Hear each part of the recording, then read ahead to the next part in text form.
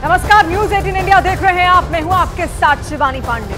नमस्कार, आपके साथ मैं हूं सबीना तामंग देशमुख। इजराइल हमास युद्ध से जुड़ी हर जानकारी के साथ फिर हाजिर हैं।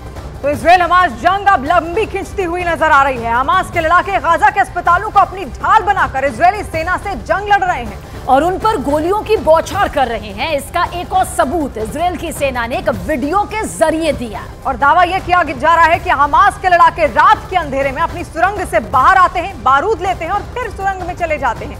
वहां के दूसरे बड़े अस्पताल के नीचे सुरंग तक बनाई गई है।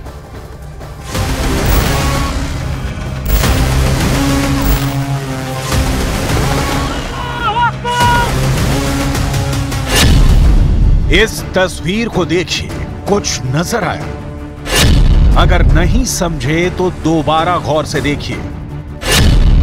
एक तस्वीर है, 3 शख्स हैं। पहला शख्स, दूसरा शख्स, तीसरा शख्स एक रास्ते से निकलते हैं, दूसरे रास्ते की तरफ चले जाते हैं। ये कोई आम रास्ता नहीं है, ये हमास की वो बारूदी सुरंग है जहां जिंदगी आसानी से काटी जा सकती है, जहां रहना आसान है, जहां इजराइल के किसी भी हमले का असर शून्य के बराबर भी नहीं हो सकता है।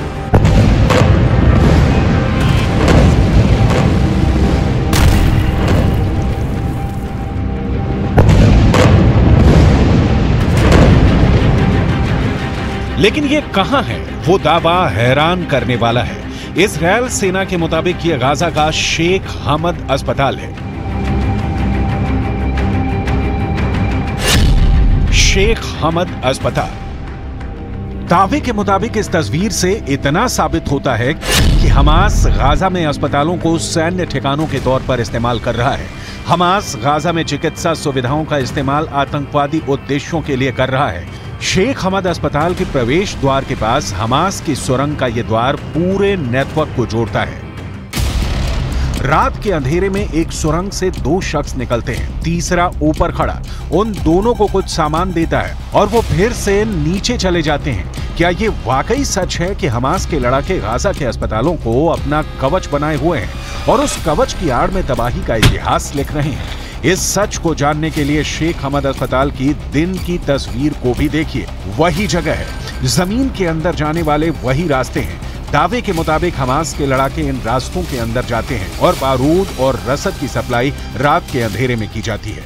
एक गाड़ी जो रात के वक्त इस अस्पताल के परिसर में पहुंचती थी, उसके वहां गुजरने के निशान अब भी पूरे रास्ते पर हैं। सुरंग नंबर 1 अस्पताल के मुख्य द्वार से महज 4 कदम की दूरी पर यह पहली सुरंग का रास्ता है। सुरंग नंबर 2 अस्पताल के मुख्य द्वार के बाईं तरफ पीछे की ओर ये दूसरी सुरंग का रास्ता है, जहां से हमास के लड़ाके अंदर दाखिल होते हैं। गौर से देखें तो इनमें नीचे उतरने के लिए बाकायदा सीढ़ियां तक हैं। और सबसे बड़ा सबूत ये तार जो सुरंग के रास्ते से निकलता है और अस्पताल के अंदर तक जा रहा है, जो ये बताने के लिए काफी है कि सुरंग में रोशनी के लिए बाकायदा बिजली की सप्लाई भी अस्पताल से की जा रही है। यानी एक सुरंग को आतंक का अड्डा बनाने में अस्पताल अहम भूमिका अदा कर रहा है। इस सुरंग में खाने से लेकर पानी तक, रॉकेट से लेकर बारूद तक हर उस सामान की सप्लाई की जाती है जिसकी हमास के लड़ाकों को जरूरत है। यानी हमास ने पहले ही इजराइल पर हमले का प्लान बनाया हुआ है। जाहिर तौर पर जान बचाने के लिए अस्पताल से बेहतर ठिकाना कोई है ही नहीं। यहाँ जान भी बचेगी और जिंदगी गुजारने भर का खाना भी वक्त वक्त पर मिलता रहेगा। अस्पताल का नाम होगा तो शक और टारगेट मिसाइल की रेंज में भी अस्पताल नहीं आ सकेगा। ये वही अस्पताल है जिसको लेकर इजराइल दावा करता है कि ग्राउंड ऑपरेशन में उसका ये दूसरा टारगेट होगा।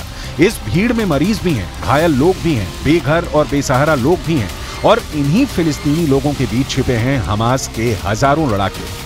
प्रवक्ता ने दावा किया कि हमास लड़ाकों ने शेख हमद बिन खलीफा बिन थानी अस्पताल के अंदर से इजरायली जमीनी सैनिकों पर भी गोलीबारी की है।